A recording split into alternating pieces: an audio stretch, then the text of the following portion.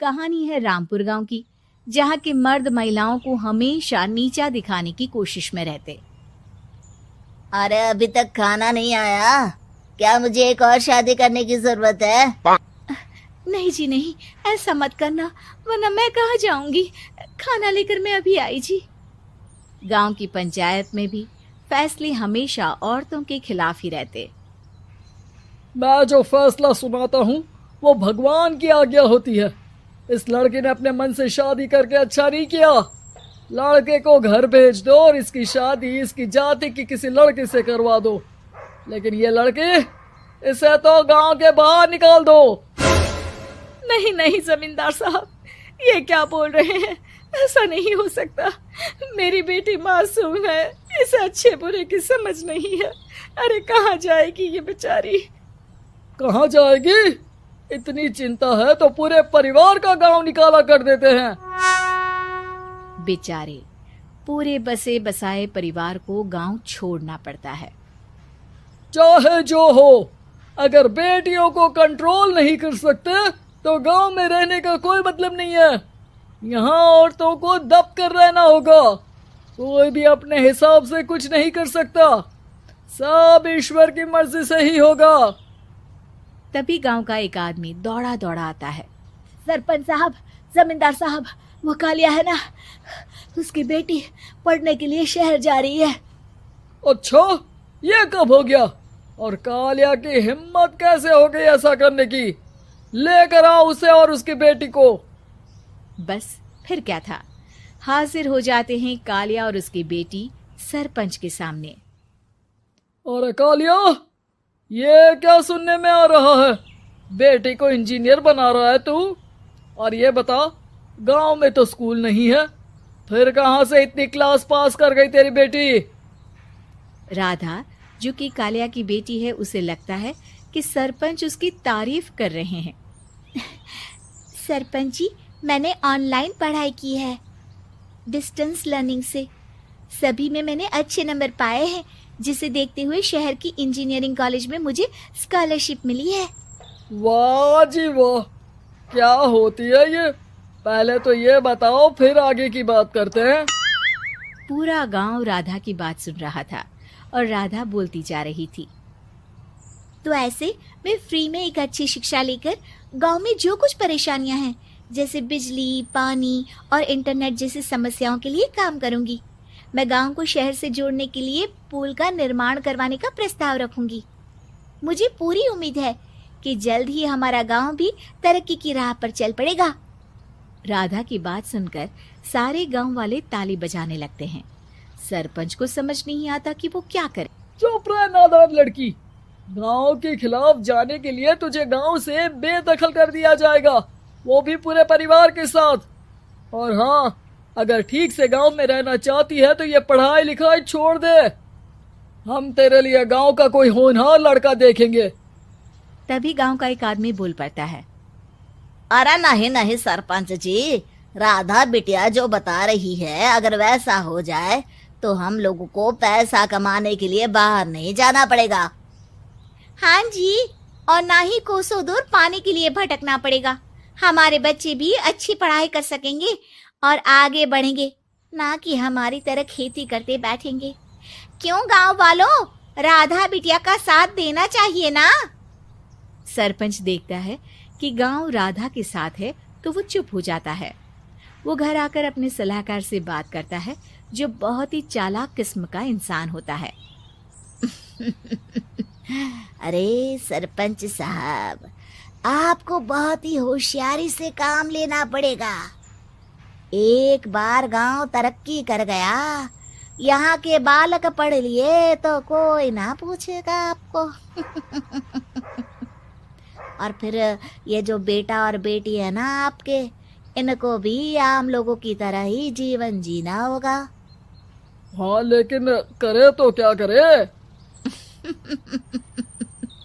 वो ना आप मुझ पर छोड़ दीजिए, बस मैं जैसा बोलूं करते जाइए।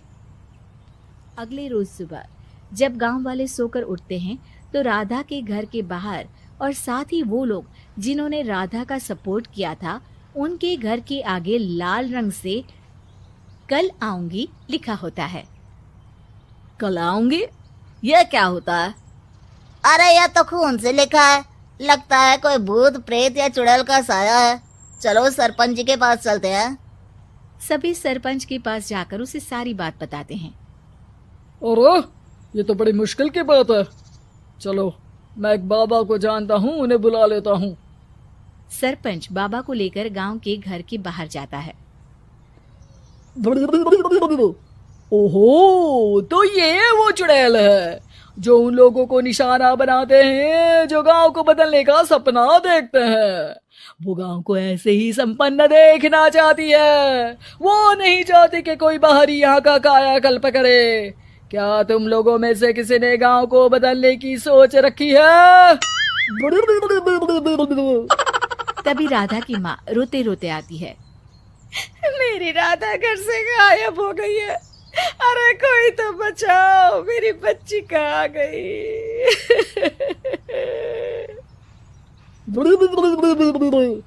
ले गई वो चुड़ैल, तेरी बच्ची को ले गई। अब वो उसे श्रापित करके छोड़ेगी, उस पर चुड़ैल का साया हो जाएगा। तभी बुरी सी हालत में राधा भी वहां आ जाती है। उसके बाल चुड़ैल की तरह फैले होते हैं और कपड़ों में खून लगा होता है। सभी राधा को देखकर डर जाते हैं। माँ, पता नहीं मुझे कौन उठा कर ले गया था। अरे दूर दूर हो जा चुड़ैल, अब हम लोग इस गांव में नहीं रुकेंगे। अरे कैसे बातें कर रहे हैं आप? कल तो आप मेरे भरोसे गांव का हुलिया बदलने, अपने बच्चों को पढ़ाने और तरक्की उन्नति की बात कर रहे थे, तो आज क्या हो गया आपको? ये फिर तुम लोगों को बहकाएगी। ये चुड़ैल गांव में आ चुकी है, ऐसे ही ये तुम्हारे घर के बच्चों को भी ले जाएगी। गांव वाले राधा को गांव से बाहर निकाल देते हैं। उसके माँ बाप रोते रहते हैं, लेकिन गांव वाले नहीं मानते। मैं भी अपनी बहन के साथ गांव के बाहर रहूंगा, लेकिन वो पढ़ाई नहीं छोड़ेगी। वहीं सरपंच के घर पर सलाहकार कहता है। देखा, सांप भी मर गया और लाठी भी नहीं टूटी। लेकिन अगले ही दिन सरपंच के घर के बाहर भी वही शब्द लिखे होते हैं। और फिर सरपंच की बीवी कहती है, हमारी बेटी को किसी ने अगवा कर लिया है। तभी राधा का भाई वहां आ जाता है। अरे गांव वालों, मैंने सरपंच जी की बेटी को देखा था। वो चुड़ैल उसे उठाकर ले जा रही थी। अरे क्या मजाक कर रहे हो? नहीं नहीं सरपंच जी, आप नहीं जानते। वो चुड़ैल अब आपकी बेटी में आ जाएगी, जैसे राधा के अंदर आ गई थी। तभी सरपंच की बेटी वैसी ही हालत में वहां आती है जैसे राधा आई थी। पापा, पता नहीं कैसे मैं गायब हो गई थी। चुड़ैल, इसके अंदर भी चुड़ैल का साया है, मारो इसे। अरे नहीं नहीं, इसे भी राधा के पास गांव के बाहर ही भेज दो। अरे चुप रहो, मेरी बेटी कहीं नहीं जाएगी और चुड़ैल वुड़ैल कुछ नहीं होता है। अरे कैसे बात कर रहे हो सरपंच जी? आप तो बोल रहे थे कि आपका फैसला भगवान का ज्ञान होता है, तो अपने पर बात आई तो अब आप ऐसे बोल रहे हैं। अरे ना ना ना, आपको अपनी बेटी को त्यागना ही होगा। अरे बुलाओ बाबा को। राधा का भाई बाबा को ले आता है, जिसे अब गांव वालों के डर के कारण सच बोलना पड़ता है। मैं कोई बाबा नहीं हूँ, मैं तो मोची था। ये सलाहकार महोदय ने मुझे कहा था एक्टिंग करने को। अब वो मुझे पैसे देने वाले हैं। अब मुझे माफ कर दो। गलती हो गई, मुझे माफ कर दो। तभी वहां राधा आ जाती है। देखा सरपंच जी, जब गांव के बच्चे साक्षर होंगे तो आप जैसे लोगों की चालाकी नहीं चलेगी।